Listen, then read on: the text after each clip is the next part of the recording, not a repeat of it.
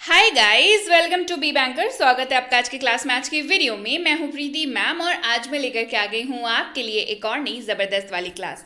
क्या होने वाली है भाई आज की क्लास? आज की क्लास होने वाली है वैसे शब्दों के ऊपर जो आपको अंग्रेजी बोलने के लिए मजबूर कर देंगे। अब इस लाइन से मेरा क्या मतलब है? मतलब ये है कि कुछ ऐसे शब्द मैं लेकर के आई हूं जो आप इनकी प्रैक्टिस कर लेंगे ना, मतलब आप इनकी आदत आपको पड़ जाएगी तो गाहे बगाहे मुंह से जो है ना अंग्रेजी निकल जाएगी। जैसे अभी कुछ कुछ शब्द हमारे ऐसे हैं जिनको हम लोग इस्तेमाल करते हैं, है ना, जैसे कि अरे अरे सॉरी।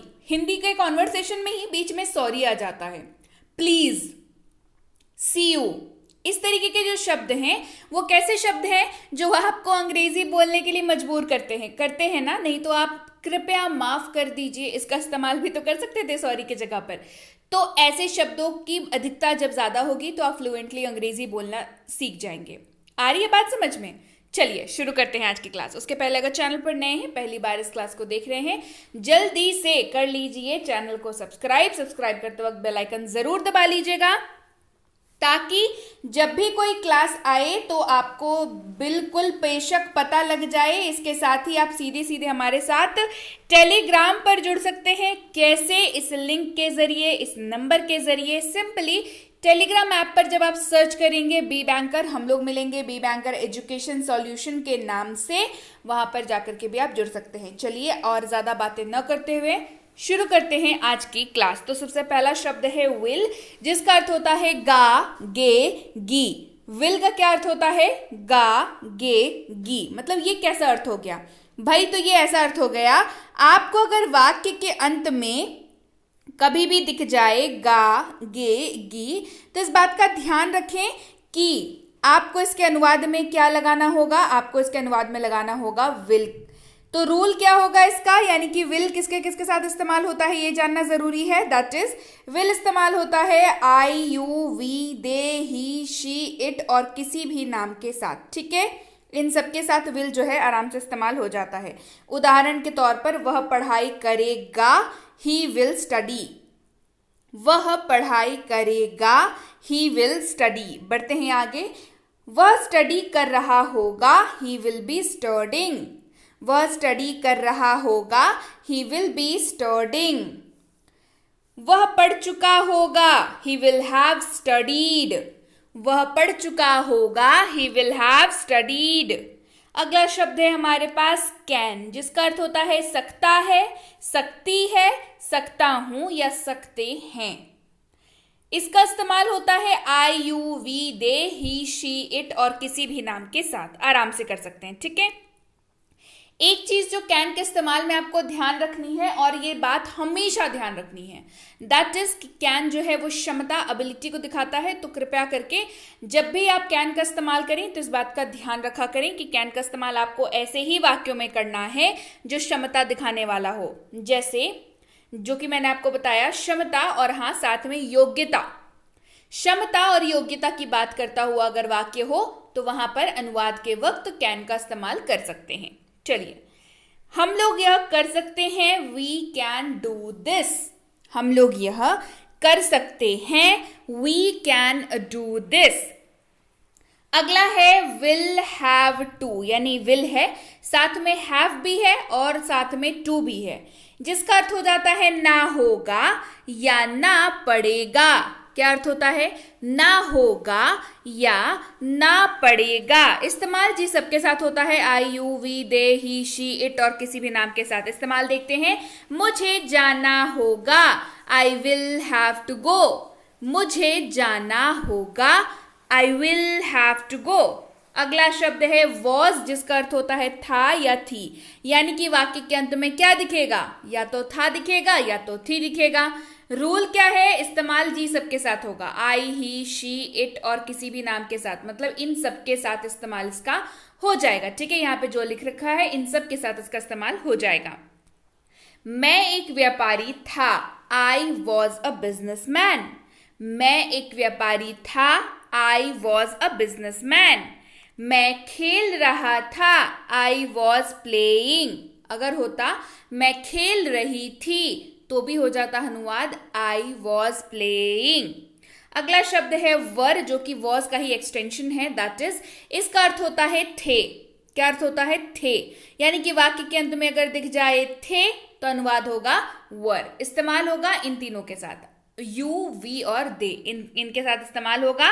हम खेल रहे थे, वी वर प्लेइंग।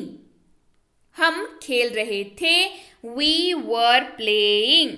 हम व्यापारी थे, वी वर बिजनेसमैन। हम व्यापारी थे, वी वर बिजनेसमैन।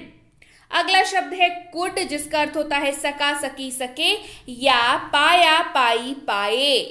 इनमें से कोई भी आपको दिखे ना, या तो सका, सकी, सके दिख जाए अंत में, या तो पाया, पाई, पाए दिख जाए अंत में, तो आप उसके अनुवाद में कुड का इस्तेमाल बिल्कुल कर सकते हैं। और एक बात ध्यान रखने वाली जो ये है कि कुड जो है वो कैन का पास्ट फॉर्म है, ठीक है।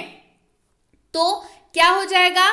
तो ये होगा कि आप कैन का इस्तेमाल जब करते थे जिनके साथ, आप कुड का इस्तेमाल भी उनके साथ कर पाएंगे। सबसे पहली चीज तो ये बेस्ट हो गई।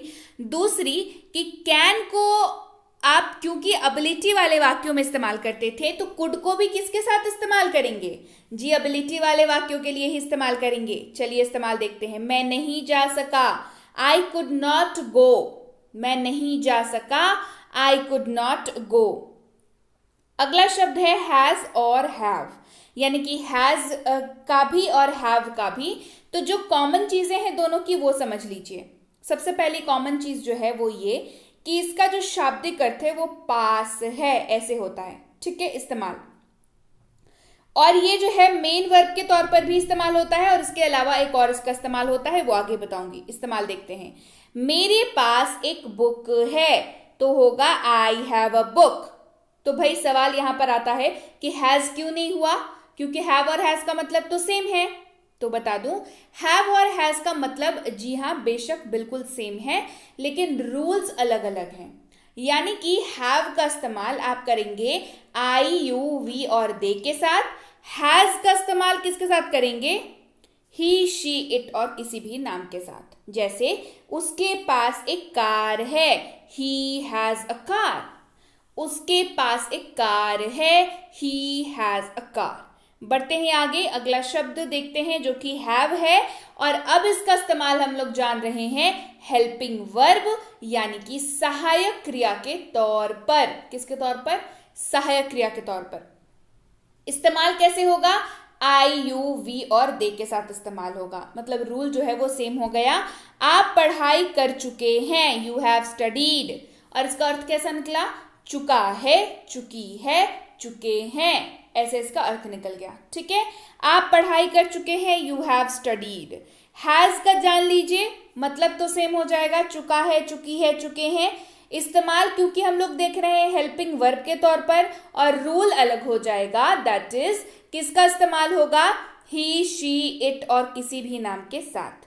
जैसे वह पढ़ाई कर चुका है, ही हैज स्टडीड। वह पढ़ाई कर चुका है, ही हैज स्टडीड। बढ़ते हैं आगे, अगला शब्द है हैड, जिसका अर्थ होता है पास था। क्या अर्थ होता है? पास था। नीचे ध्यान दीजिए, यहां पर मेन वर्ब लिखा हुआ है, जिसका अर्थ होता है मुख्य क्रिया, है ना। मेन वर्ब का अर्थ क्या होता है? मुख्य क्रिया होता है। तो इससे आपको क्या समझ में आता है कि हैड का इस्तेमाल भी दो तरीकों से होता है, एक मुख्य क्रिया के तौर पर, और दूसरा बताने की जरूरत है क्या, सहायक क्रिया के तौर पर भी होता है ना। चलिए देखते हैं कैसे देखेंगे। उनके पास एक कार था, दे हैड अ कार। यहां पर हैड का अर्थ क्या होता है? पास था। इस्तेमाल किसके साथ होता है? I, you, we, they, he, she, it और किसी भी नाम के साथ, यानी कि सब के साथ इस्तेमाल होता है। उनके पास एक कार था, दे हैड अ कार। अब देखते हैं हैड का इस्तेमाल जब आपको सहायक क्रिया के तौर पर करना हो, यानी कि हेल्पिंग वर्ब के तौर पर, तो आप क्या करेंगे भाई? इस्तेमाल करेंगे। कब इस्तेमाल करेंगे? जब आपको वाक्य में दिख जाए चुका था, चुकी थी, चुके थे, तो आप उसके अनुवाद में हैड का इस्तेमाल करेंगे। वह पढ़ाई कर चुका था, ही हैड स्टडीड। वह पढ़ाई कर चुका था, ही हैड स्टडीड। बढ़ते हैं आगे, अगला शब्द है शुड, SHOULD, एल रहेगा साइलेंट, बन जाएगा शुड। अर्थ इसका होता है चाहिए। इस्तेमाल जी सबके साथ होता है, और जब भी मैं कहूँ कि जी सबके साथ होता है, इसका अर्थ होता है कि ये इस्तेमाल I, you, we, they, he, she, it और किसी भी नाम के साथ हो जाएगा। तुम्हें जाना चाहिए, यू शुड गो। तुम्हें जाना चाहिए, यू शुड गो। वुड का इस्तेमाल देखते हैं और सबसे पहले अर्थ जानते हैं। वुड का अर्थ होता है गा, गे, गी। इस्तेमाल जी सबके साथ होता है, लेकिन वुड का इस्तेमाल आप हर वाक्य में नहीं कर सकते। आप ऐसे ही वाक्यों में वुड का इस्तेमाल करेंगे जो संभावना दिखाने वाला होता हो, पॉसिबिलिटी दिखाने वाला होता हो। जैसे उन्होंने कहा कि वे मेरी मदद करेंगे, they said that they would help me. उन्होंने कहा कि वे मेरी मदद करेंगे, they said that they would help me. अगला शब्द है इज, जिसका अर्थ होता है, जिसका अर्थ क्या निकल कर आता है।